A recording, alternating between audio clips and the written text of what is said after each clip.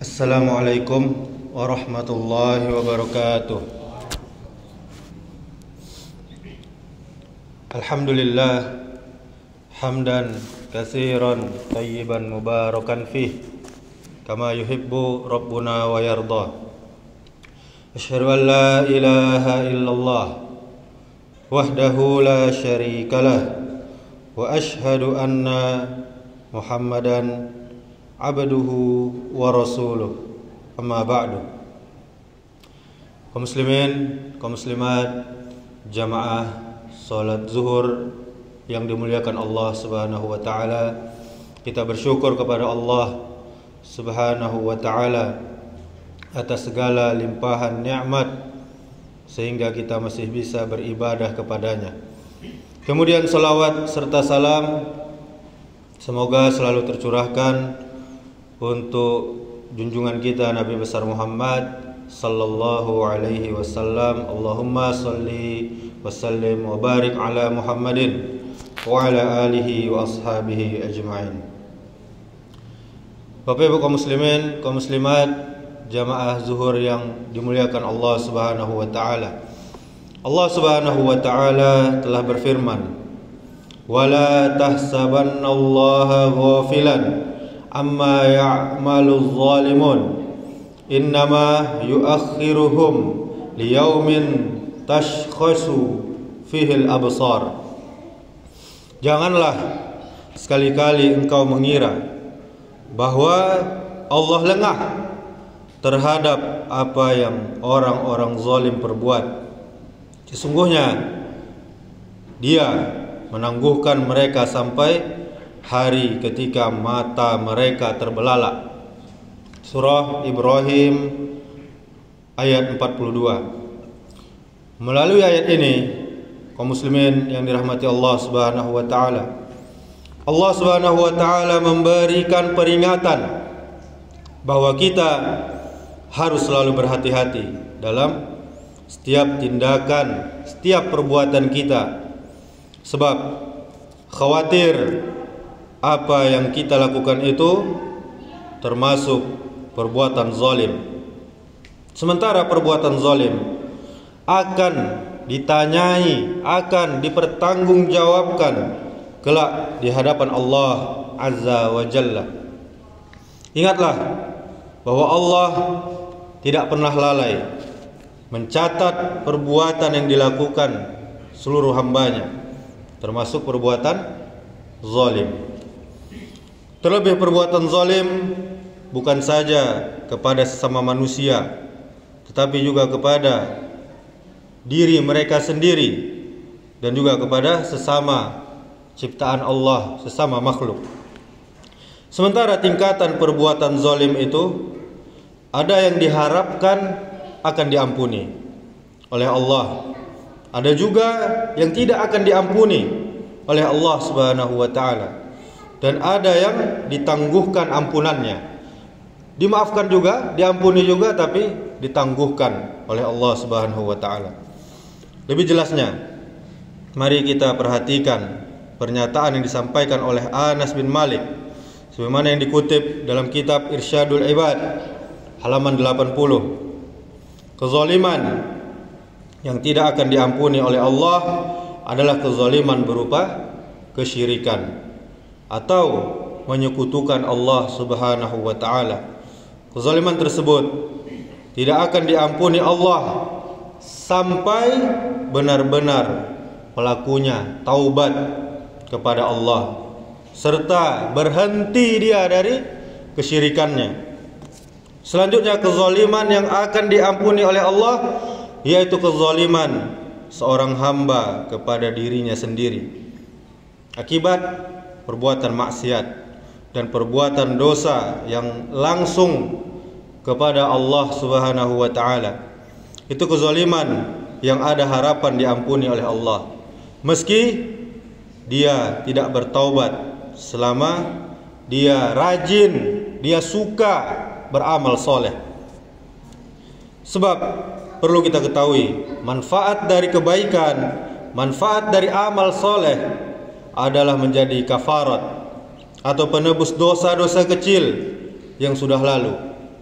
Namun demi harapan yang lebih besar meraih ampunan Allah Subhanahu wa taala adalah dengan cara bertaubat kepadanya.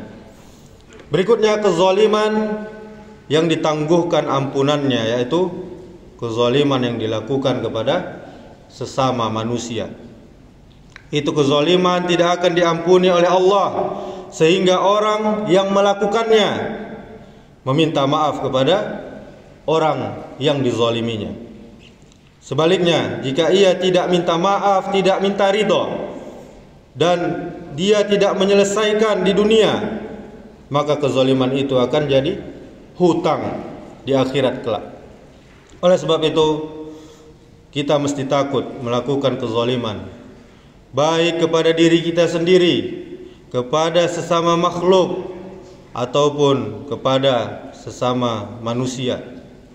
Sebab semuanya akan diperhitungkan dan dipertanggungjawabkan di akhirat kelak. Sementara kezaliman yang dilakukan kepada sesama manusia, sebagaimana yang dijelaskan oleh Az-Zauhiri dalam kitab Al-Kabair, ada 3 bentuk kezaliman seorang hamba yang menyangkut harta, seperti memakan harta dan hak orang lain. Kemudian yang kedua, kezaliman yang berupa penganiayaan, seperti membunuh, memukul, melukai anggota tubuh dan sebagainya. Kemudian yang ketiga, kezaliman yang merusak harga diri, martabat sesama, seperti menghina, mencaci maki, menuduh tanpa dasar, tanpa bukti, membuli, nyinyir, menahan hak orang lain dan sebagainya. Larangan yang ketiga, bentuk kezaliman itu sudah ditegaskan, dijelaskan oleh Allah Subhanahu wa taala dalam Al-Qur'an. Ya ayyuhallazina amanu la ta'kulu amwalakum bainakum bil batili illa an takuna tijaratan an tarazim minkum wa la taqtulu anfusakum innallaha kana bikum rahima.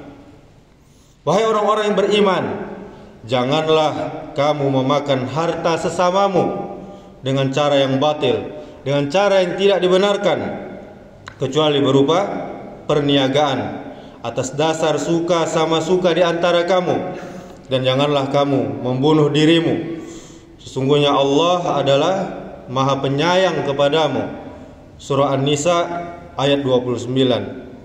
Kemudian di surah Al-Hujurat ayat 11, Ya ayyuhallazina amanu la yaskhar qaumun min qaumin asa ay yakunu khairam minhum.